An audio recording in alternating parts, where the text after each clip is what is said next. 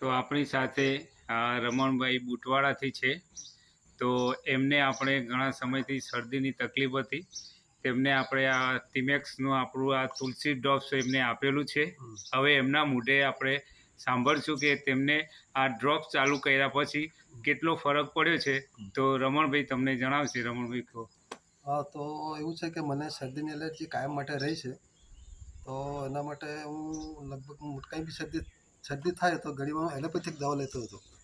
તો પછી હું આવ્યા પછી અહીંયા ભાવેશભાઈ પાસે આવ્યા પછી ફિઝિયોથેરાપી માટે આવ્યા હતા. તો એમણે કીધું કે આપણે તમને કંઈ તકલીફ હોય તો બીજી દવા બી આપણે ત્યાં મળે છે.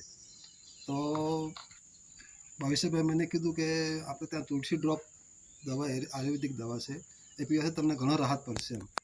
તો પહેલાં શરૂઆતમાં તો કે મેં લીધા પછી થોડોક ટાઈમ તો પીધી નહીં હતી ને શરદીને એવું થાય તો હું કાયમ એલોપેથિક દવા લીયા કરતો હતો. પણ પછી મને એમ થયું કે આમાં અંદર ટેબ્લેટ અંદર કાગળ બી છે, આમાં લખેલું છે કે આ પીવાથી તમને શાના ફાયદા થાય. તો પછી મેં એવું વિચાર્યું કે ભાઈ આ ચાલુ કરવા દો, આનાથી કેટલી રાહત થાય. પછી થોડોક ટાઈમ તો મેં પીધી જ નહીં હતી. તો પછી ચાલુ કરીએ તો લગભગ અત્યારે 20-25 દિવસ થવા આવે તો મેં બિલકુલ હમણાં એલોપેથિક દવા બંધ કરી છે અને આ દવાથી મને ઘણી રાહત છે.